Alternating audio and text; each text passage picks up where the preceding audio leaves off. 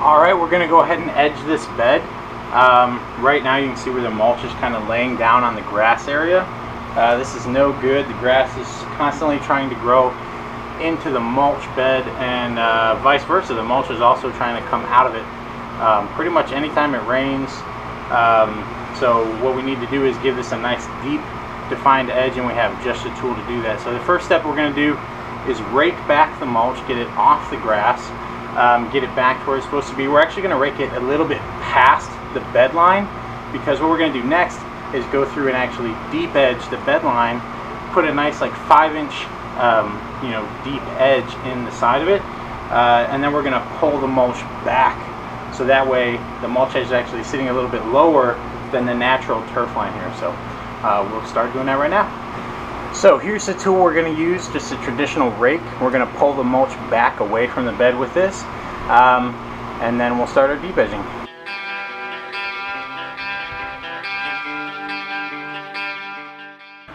Okay, so now that the raking's done, you can see we got this nice gap between where our mulch was right here and where it is now. So you can just see no definition there at all. They were just throwing the mulch right on top of the dirt. Now before you go and dig at all, you really want to be familiar with if there are any underground wires or anything buried beneath. We're going to be using about a 5-inch shovel. It's a Half Moon special kind of shovel that's made for edging areas like this. But definitely be familiar with what wires, telephone service cables, anything like that are under the ground before you dig. I'm extremely familiar with this property. I know we're good to go here, so I'm kind of going ahead and just moving forward. This will be the shovel I'm using. It is a Lesch's, that's L-E-S-C-H-E, full steel round Half Moon edging tool for gardening and grass edge.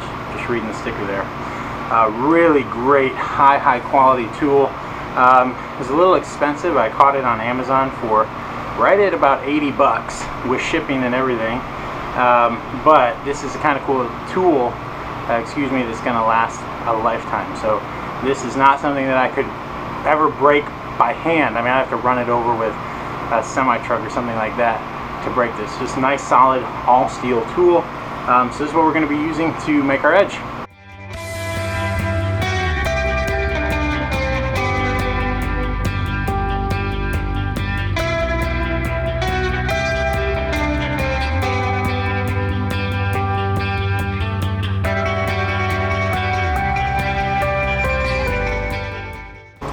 Alright, so day 2, got rained out last night. Right when I finished shoveling, the rain came and I had to run inside. So, well, I had my wife come out and look at it, and she decided that she wanted a bed edge that is actually stone pavers instead of just the natural edge. So what I did was I went ahead and pulled the mulch back for part of the edge, just so you could kind of see what that looks like with the natural edge, and then later I'll be putting down the pavers, and then I'll show that as well.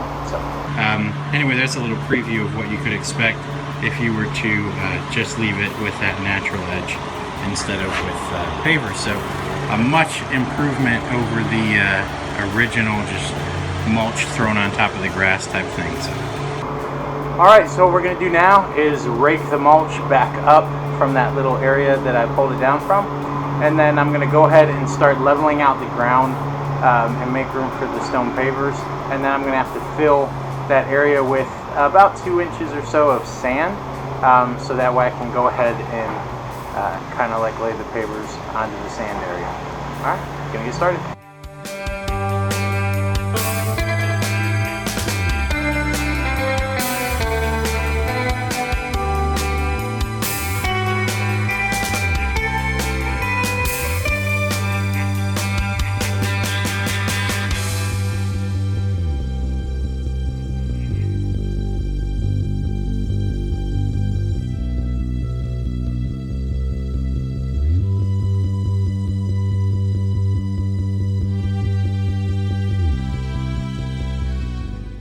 So I've gone ahead and filled the crevice with sand, and that'll allow me to make a good base for the pavers, and then also it'll give me a pliable surface so I can level them as I kind of work them around this this bed edge.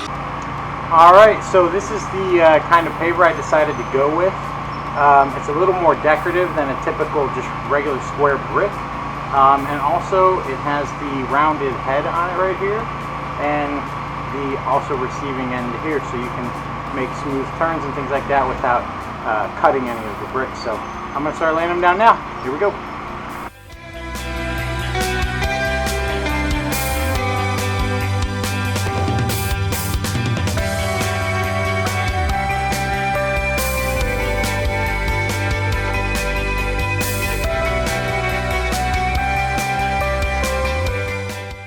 What I had to do is I actually had to put down the shovel here and then tie a string to the base of it that's right in line with the line of the bricks right there. So that way I can track what height the brick should be at all the way to the other end right before the curve starts to happen on the other side. So that way I can make sure the bricks are not only straight kind of front to back, but also straight top to bottom and nice and level.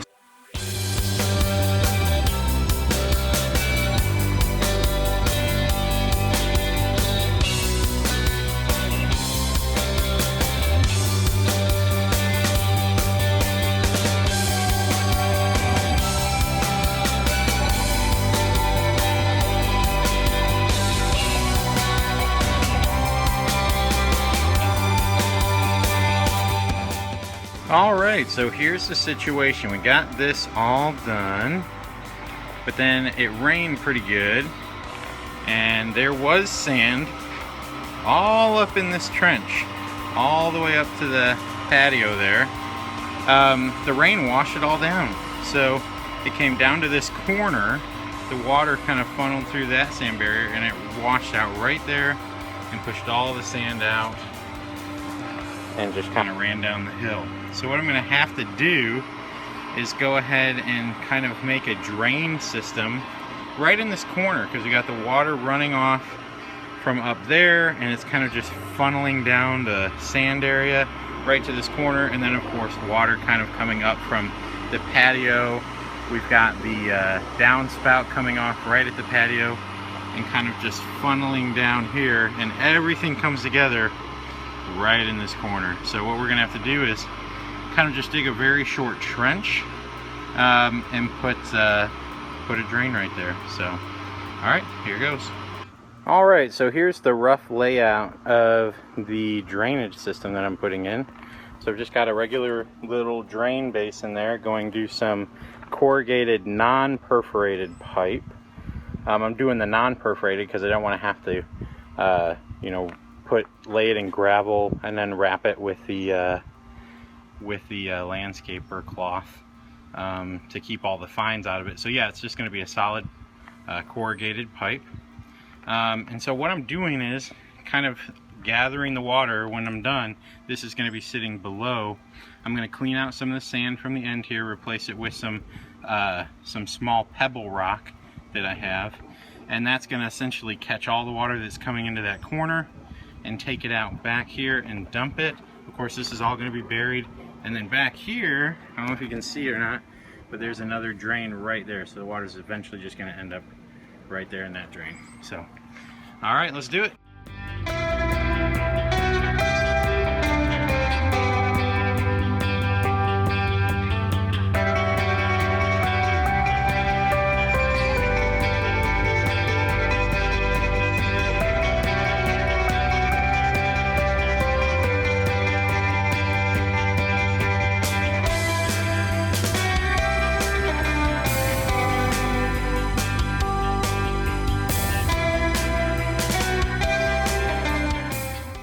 Here is the drain that I'm putting in.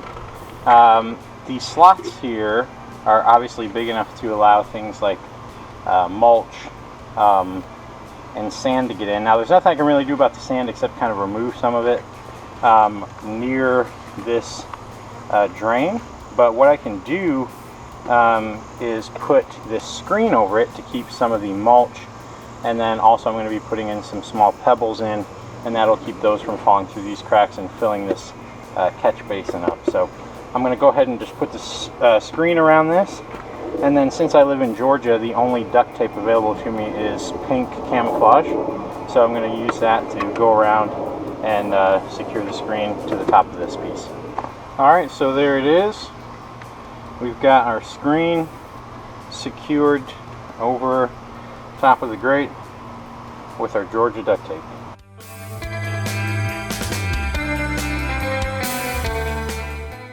Alright, so now we have our catch basin, our drain area, and I've kind of built up the clay kind of like on a curve right here, so this area is depressed.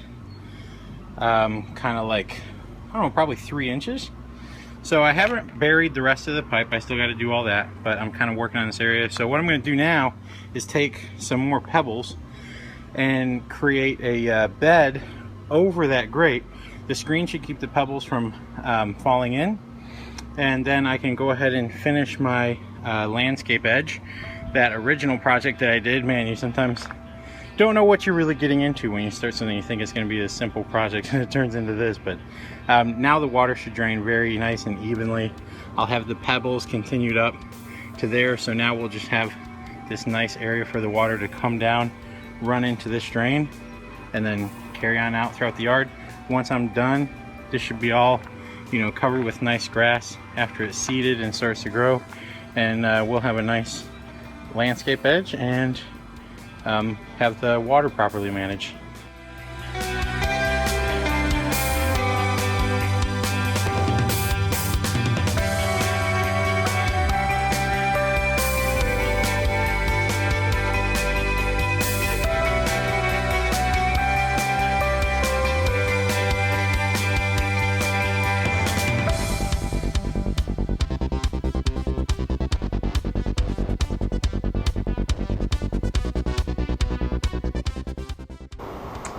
Alright guys, well overall this was a fun little project. It's all finished.